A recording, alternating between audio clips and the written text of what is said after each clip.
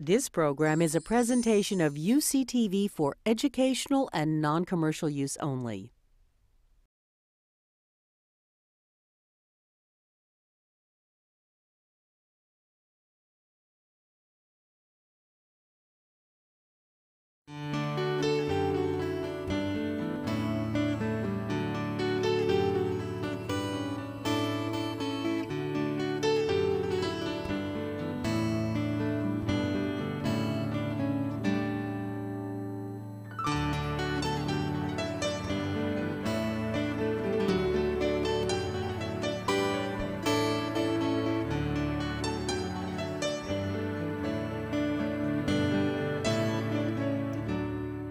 It's my great pleasure to introduce the Chancellor of the University of California, San Diego, Chancellor Marianne Fox.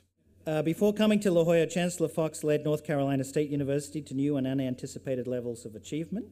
She was a distinguished university professor of chemistry at NC State, a Wagner Regents Chair in Chemistry, and Vice President for Research at the University of Texas at Austin.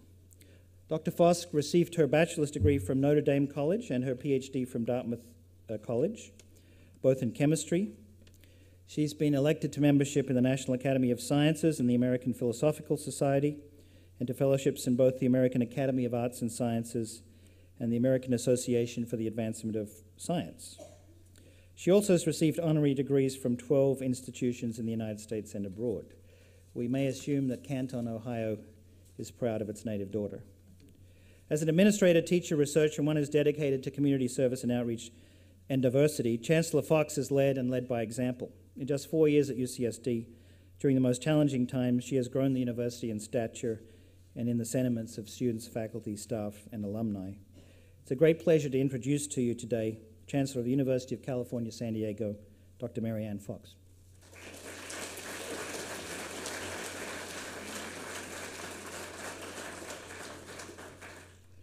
We joined together this afternoon to celebrate the 100th birthday of Roger Revelle, but many of you must realize this is also the centennial year of the births of Abraham Lincoln and of Charles Darwin.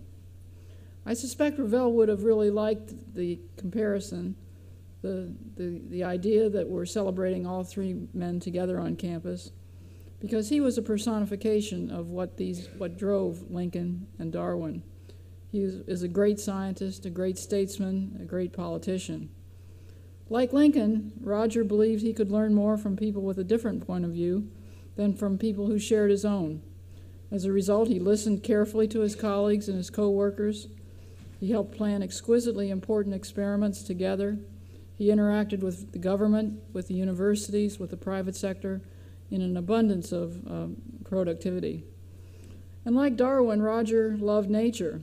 You can easily imagine him peering off into the sea just before sunset, acknowledging the wonders and complexities of the ocean, echoing statements about natural order and extraordinary insight, stating, as Darwin had some 100 years earlier, while this planet has gone cycling together with the fixed laws of gravity and in recording something of wonder and beauty, most wonderful is the things that have been and are still being evolved.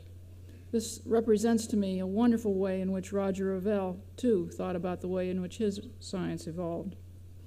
During this 3-day symposium, much will be said about Roger's accomplishments, about his groundbreaking research in geology and oceanography and marine science, about how his observations form the basis for which we are building our current understanding of climate, especially the consequences of global warming and human intervention in this very serious question. But I'd like instead to spend a few moments with you in thinking about Roger Revelle as the founder of this great university, the University of California, San Diego. It was his hard work, his vision, his determination that led to the establishment of this university. As in seeking any worthwhile goal, Revelle had to fight for the university and its future. His experience in doing that messy work and then being denied the appointment as first chancellor is reminiscent of the experience Earl Warren once had, where he said, quote, "Everything I did in life that was worthwhile I caught hell for." It seems to me this is truly a lesson for anyone today who is foolish enough to aspire to be a university chancellor. From the inception of UC San Diego, Revelle envisioned an institution that was distinctive, one in which excellence was really the driving principle. There was a strong focus on excellence in everything that was done, because he built this university from the ground up. He started by recruiting the world's top scholars. He chose artists and innovators, scientists and humanists. He chose world-renowned academic leaders to teach at what was then the youngest campus of the University of California. He purposefully set out to decimate other competitors. Yale and Penn particularly suffered, as we wanted our faculty to be competitive at the world's frontiers. And these scholars became scholars here. They became leaders. They came to La Jolla because of Roger. Roger attracted people who would create and advance art, technology, science at the highest level. People who would innovate in instruction rather than rely on fixed streams of information. People who would write the textbooks that were based on their own work. People who would still instill in their students a passion for innovation. Like Lyndon Johnson, he believed that the answer to all of our problems is one word, and that word is education. Roger also had the tough job of arranging for the acquisition of land for the university, which he did splendidly, essentially taking over Camp Matthews. He then faced many tough battles. Many of them were based on principle, like convincing local residents that a world-class university could not and would not tolerate housing restrictions on Jews, which were in place at that time. He even negotiated restrictions that would prevent jet fighters from Miramar from flying over the campus and interrupting classes. I must say that when I mentioned this to another group, immediately a flight jet flew over the campus, had the effect of disrupting my class. So I guess the lesson from this is even the best of us don't win all of them all the time. But that was the kind of man Roger Revelle was, a man with vision, a man of action, a leader, a winner. And for the ladies of the audience, I'm told he was a drop-dead handsome guy. Because of Roger's determination, dedication, tireless work, UC San Diego is now one of the nation's most accomplished research universities. And as we approach our 50th anniversary next year, we are proud indeed to take stock of our achievements in research and education and public service, and our high rankings among the world's best universities. Revelle set such a high standard at the earliest stage, serving in the national interest, that when President Obama called recently for help for universities in addressing the challenges that we face in alternate energy, in climate, in healthcare reform, and in education, UC San Diego will be one of the universities most poised to respond to that challenge, because we've thought broadly about problems and how they can be solved. So Roger Revelle's legacy remains strong today, 100 years after his birth, nearly 50 years after the founding of UC San Diego. We will always be grateful for his contributions, for the impact he's had. He continues to have that impact on science, on our students, on our faculty, on our community, and on our world. We will ever be grateful for this extraordinary man of action, for getting things done under circumstances while others would have run away. I can imagine Roger agreeing with Franklin Roosevelt in saying, "To reach port, we must sail, not stay on the shore, not drift." That's the spirit that we honor and cherish today. And I hope you join me in wishing Roger, wherever he is, a happy birthday. Thank you very much. It's now my pleasure to introduce to you the 19th president of the University of California, Mr. Mark Yudof. Mark is a good friend. We overlapped at the University of Texas for a number of years, but he's also an authority on constitutional law and educational law. He's a fellow of the American Academy of Arts and Sciences, a member of the American Law Institute. He was a member of the advisory board of the National Institute for Literacy and currently serves on the President's Council on Service and Civic Participation. Mr. Yudof was born in Philadelphia and graduated with honors from the law school at the University of Pennsylvania, where he also earned his bachelor's degree in political science. I'll skip a litany of career achievements and awards that have gone to Dr. Yudof, both in his leadership as president of the University of Minnesota and as provost at the University of Texas, but will tell you that he has been a wonderful leader during very difficult times since he arrived last summer. If anyone can solve the problem, it will be someone like Mark Yudof. I believe that Roger Revelle anticipated people of Yudof's character when he told with such confidence and high expectation in creation of the presidency of the University of California. So it's my pleasure and privilege to introduce you to you today, President of the University of California, a good friend, Mr. Mark Yudof.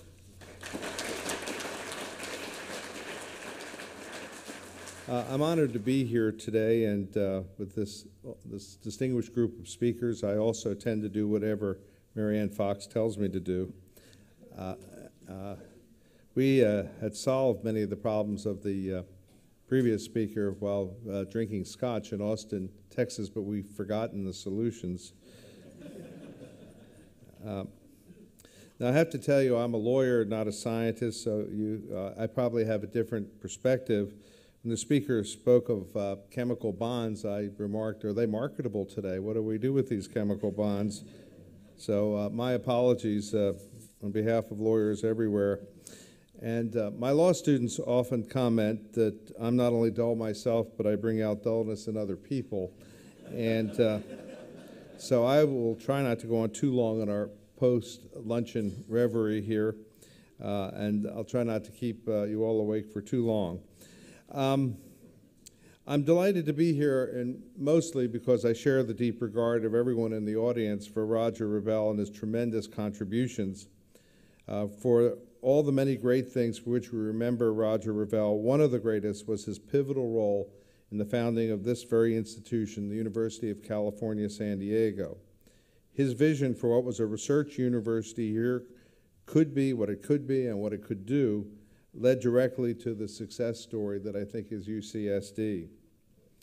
One of the remarkable things about UCSD is the dramatic extent to which its rise and development transformed San Diego itself. And I think the Chancellor will attest, there are still delegations from cities all over the country and the world who come to San Diego, who visit the university and visit the community and say, how did this happen, and how did it happen so rapidly?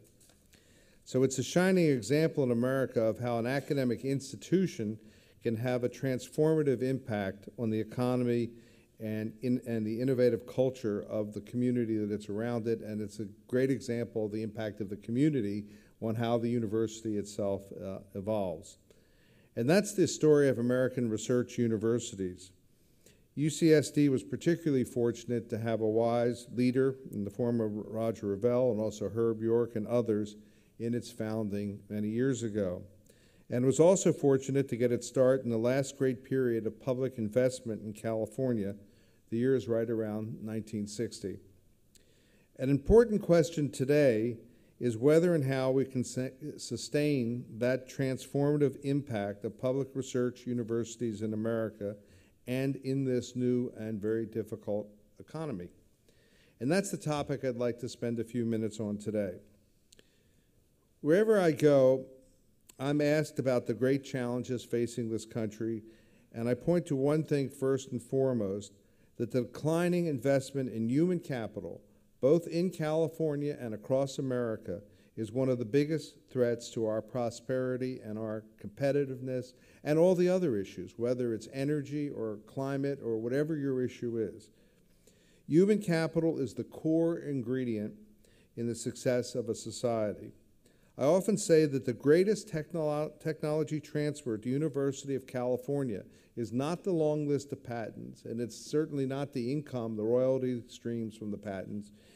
It is in each graduating class. Those students who are graduating are the technology transfer, because they will go out into the world and apply their talent and intellect to the social, cultural, technological, and economic challenges before us. I mean, I remember very well when the dinosaurs were roaming the earth and I was an undergraduate You know, I'd never heard of a personal computer. A computer was 32K and took up a room twice the size of this one. That's what it was. And I remember watching this kid, and I knew he'd never amount to anything, Michael Dell, and who was doing all this stuff, and I thought, I don't need to invest with him. What the heck does he know? And but you know, the story of Michael Dell, in some ways of Gates and others, is that they were attracted to universities. Now, Michael didn't get his degree. I once told him, you're only here a year. Imagine how rich you'd be if you had been here all 4 years. But it was the magnet for intellectual activity and innovation that drew him to Austin, Texas, and drew Gates to Seattle and many others that we can talk about here in San Diego and elsewhere. The truth is, over the last 20 years in California, the state's per student investment in the education of University of California students has fallen by 40%. You just have to take inflation and enrollment growth, and we have 40% less money to spend per student than we had roughly 20 years ago.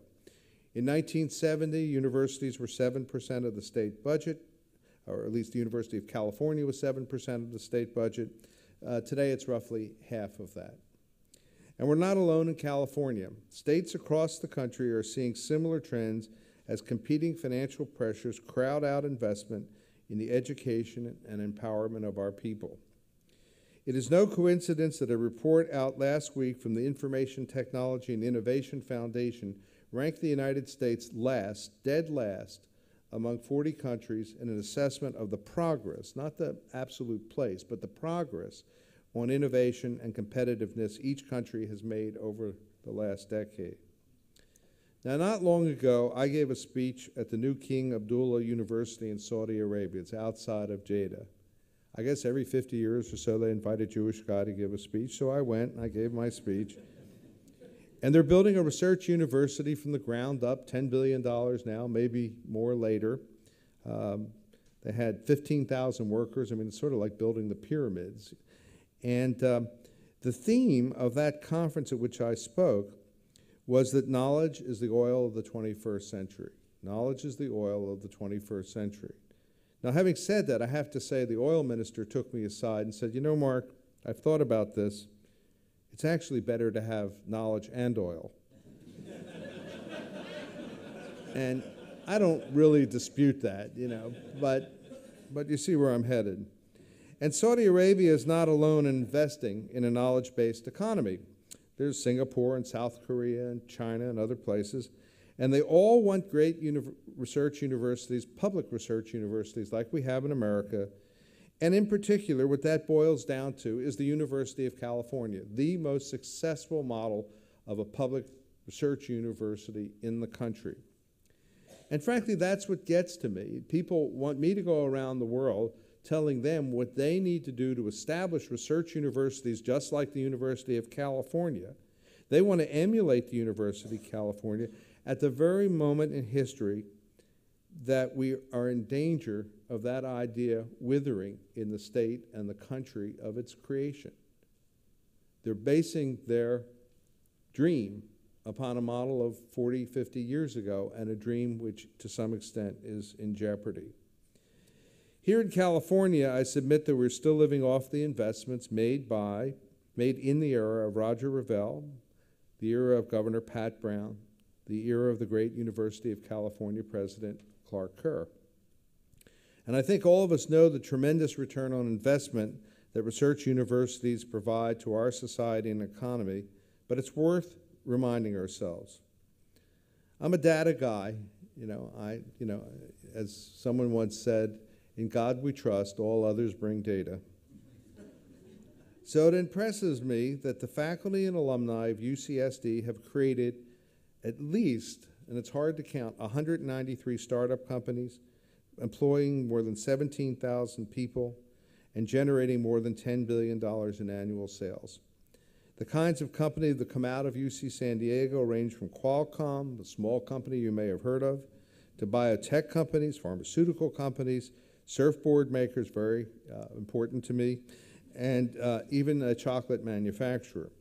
And if you look beyond San Diego to the entire UC system, there are at least 1,500 California R&D companies that put University of California research to work every day. They were founded by UC faculty or have sponsored UC research or have partnered with us in some way. And probably that's an undercount of the total impact of the University of California. We also know that a great research university has an impact on the lives of everyday people. At UCSD, we can see from just today's proceedings the incredible impact this institution is having to understanding of climate change, environmental health, national security, alternative energy, and lots of other things. And that doesn't even count the 400,000 people who come here to Scripps every year to visit the Birch Aquarium. Now, I have a recurring fantasy. Not to worry, Marianne. I have a recurring fantasy that without unlimited money, now there's a fantasy, I could buy time during the Super Bowl to run a television ad that would go something like this.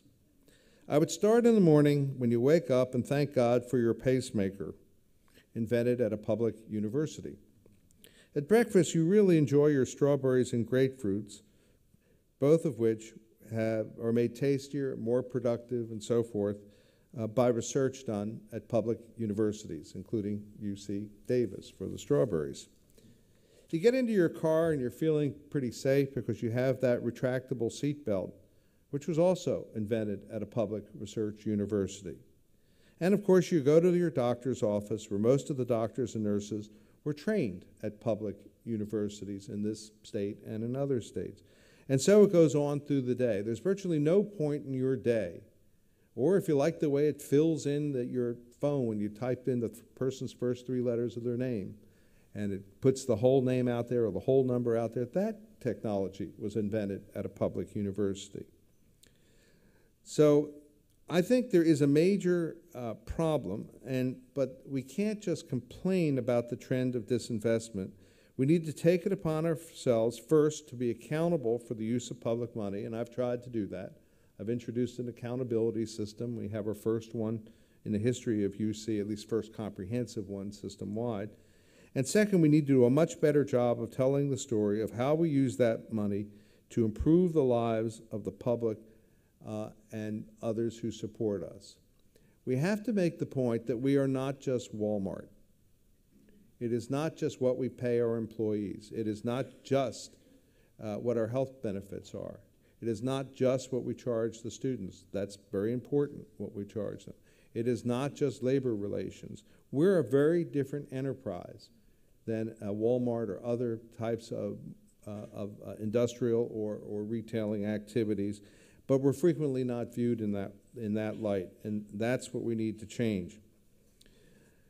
Now, the tough part, what I'm saying, is not about some things we might otherwise like to, saying is that the message is not about some things we might otherwise like to talk about. The public story of research universities needs to be told better. We need to create a better public understanding. When the University of California's budget is cut, as it was for the last 2 years, someone needs to be outraged other than the faculty or the students or the people directly involved in the enterprise. Whatever their favorite governmental activity, whether it's filling in the potholes or the fire station or the local library, there has to be, in a sense, in the public at large, that this is a mistake. This is a major mistake in how we ought to allocate our funds. Now, we don't have money for the Super Bowl ads. I am working on it, but it doesn't seem to be playing out so far. But we do have other tools, and we need to begin to use them. And hence, I've been trying to figure out what Facebook and MySpace and all these things are about. Someone recently proposed Twittering. I got upset. I thought it had something to do with sexual harassment. I didn't know Twittering. And I think we need to do a more effective job of telling our story. We also should note that there are some elected officials who seem to get it. And I think Governor Schwarzenegger is one of them. He gets the importance of investment in a knowledge-based economy, even if the state's fiscal circumstances are not very good today. I think President Obama gets it. may have heard in his speech a few weeks ago that one of the first things he said was, and I'm quoting, "The answers to our problems don't lie beyond our reach. They exist in our laboratories and universities, in the imaginations of our entrepreneurs, and the pride of the hardest working people on earth." That's what he said, and I think he was absolutely right in that observation. The federal stimulus package also is a cause for hope. It's increased federal funding for research, and there'll be more student financial aid. There'll be some money for to repair facilities. Frankly, I wish it had gone further. I mean, I realize it's a complicated process. I'm not criticizing, but I would have liked to have seen more infrastructure spending, more on levees, more on K through 12 schools, more on university buildings and highways and all the rest. But in any event, I think it is very helpful to us overall, the stimulus package. But the thing you recognize, and I'm sure you do, is it doesn't solve some of Marianne Fox's core problems here on campus. We want the researchers to have the resources. We want the discovery, but we still want the English department, the Spanish department, the social sciences. We have a core mission of education, and that's exactly where the resources are not being placed. In a way, I think it's fair to say that the funding model for higher education is broken. I could explain that at greater length, but everything that we value and has brought us very high levels of quality, smaller classes, lower student-faculty ratio, teaching loads for faculty that leave time for the research that is so important, all those things make the funding model more and more tenuous. There really is very little that has been introduced by way of large-scale efficiencies in the funding model. So we need to work very hard to develop solutions to these pressing problems. We have an outmoded funding model, but we have a model for great public research universities that still remains the envy of the world and has largely driven the economy, and I would argue to a large extent the culture, the democracy, and lots of other things here in America. And I think about that every day, and I think about the work of Roger Revelle. I think about the fact that his extraordinary work had a lasting impact on the American research enterprise, far greater than its impact simply on San Diego and in California, but really has become a model for the world.